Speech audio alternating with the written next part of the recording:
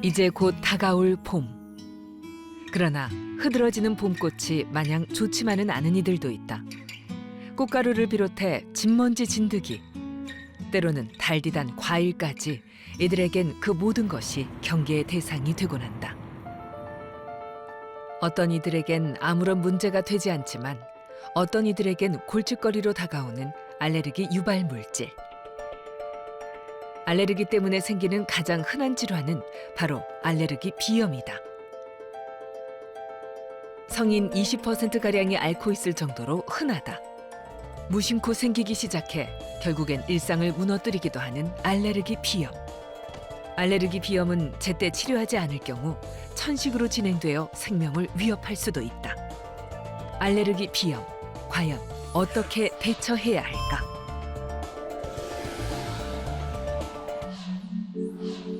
코의 안쪽 속살인 점막에 물혹이 자라있다.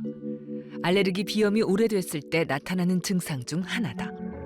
알레르기 비염이란 공기 중에 떠도는 알레르기 유발 물질이 코 속에 염증을 만들면서 시작된다. 알레르기 비염의 대표적인 증상은 재채기, 콧물, 코막힘 등이다. 바이러스에서 비롯되는 감기와는 전혀 다른 질환으로 감기일 경우 초기에 묽었던 콧물이 찐득하게 변하지만 알레르기 비염일 경우 맑은 콧물이 지속적으로 흐른다. 특정 계절 혹은 1년 내내 지속되기도 하는 증상. 비염 환자분들은 그것 때문에 돌아가시진 절대 않습니다. 그런데 삶의 질이 굉장히 많이 떨어지죠. 그래서 어디 가서 뭐 재채기를 아주 크게 한다든지 콧물이 막 흘러가지고 사람들 이렇게 대하기 어려워지는 그런 문제도 있지만 이 집중력이 떨어지는 게 큰 문제긴 합니다. 그래서 학생들 같은 경우는 학업 집중하는 데도 조금 문제가 있고 그런 급성 증상들은 사실은 불편하지만 잘 치료하면 금방 좋아질 수가 있는데요. 이런 급성 비염들을 잘 조절하지 않고 치료를 안 하게 되면 나중에 여러 가지 합병증들이 올 수가 있습니다. 코 속의 코 점막은 원래 항바이러스 성분과 살균 효소가 있는 점액을 분비해 건강을 유지시킨다. 그런데 코 점막에 알레르기 염증이 생기면 외부 자극에 과민하게 반응해 콧물 등의 알레르기 증상이 나타난다.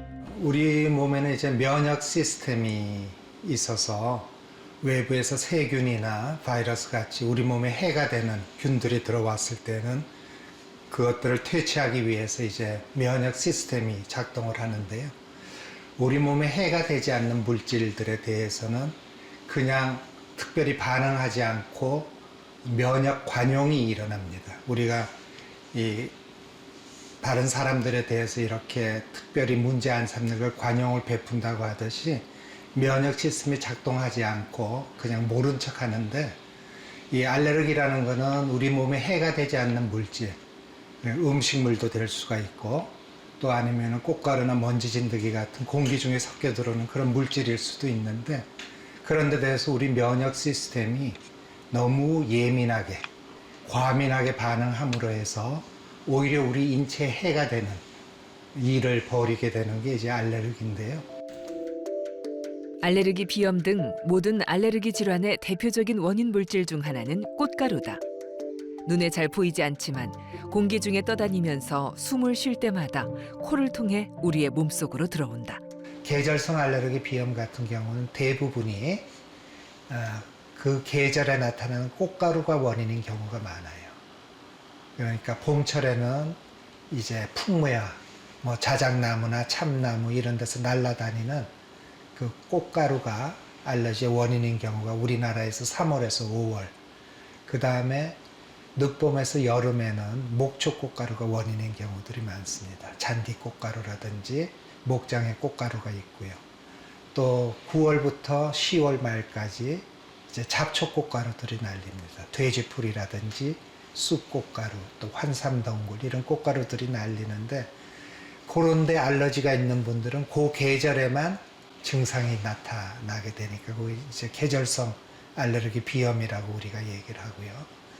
이제 먼지 진드기나 아니면은 애완동물의 털이나 비듬, 곰팡이 같이 1년 내내 노출이 되는 그런 물질에 알레르기가 생기면은 증상이 연중 지속이 되면서 이 환절기에 더 조금씩 심해지는 그런 패턴들을 볼 수가 있습니다. 그 외에도 알레르기 비염을 일으키는 물질은 아주 다양하다.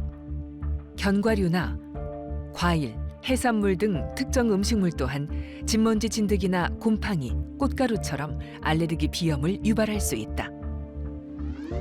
우리나라 사람들에게서 가장 많이 나타나는 알레르기 비염 원인 물질은 진먼지 진드기, 애완동물의 털과 비듬, 바퀴벌레, 곰팡이, 꽃가루 등이다. 또 대기 오염, 담배 연기, 감기, 찬 공기, 온도, 습도 등의 변화가 증상을 악화시키는 요인으로 작용한다.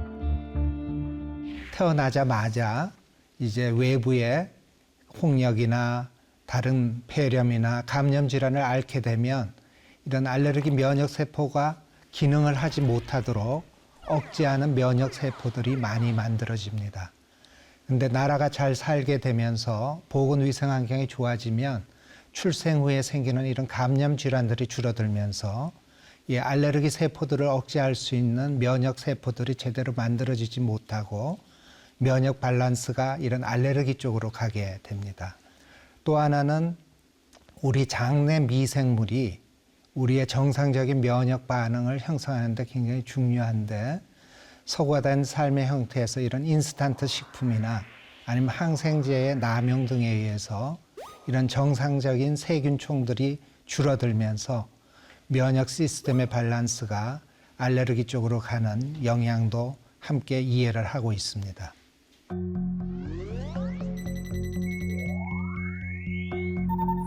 실제 알레르기 질환은 대표적인 선진국 질환으로 우리나라 또한 2000년대 들어 알레르기 비염 환자가 급증했다.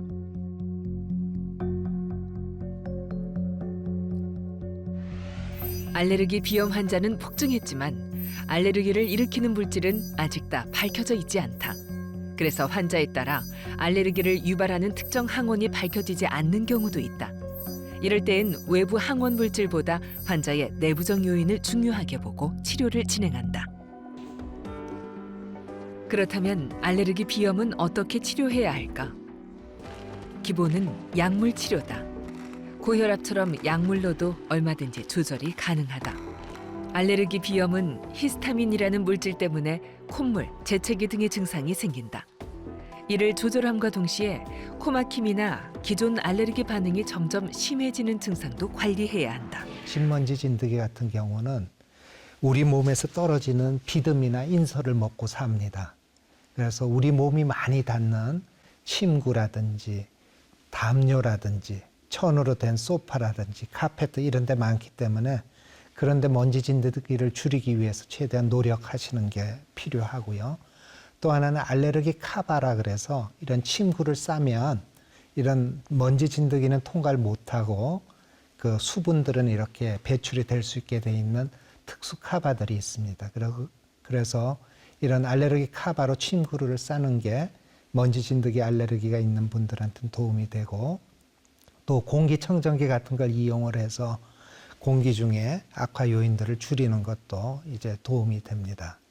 그리고 실내 온도는 이 먼지 진드기가 25도 이상 그리고 상대 습도가 60 내지 80% 정도가 되면 아주 잘 자라기 때문에 이런 먼지 진드기 알레르기가 있는 분들은 상대 습도를 한 50% 근처에서 이제 맞추고 집안의 온도도 한 20도 정도로 유지하는 것이 이 먼지 진드기 관리엔 좋습니다.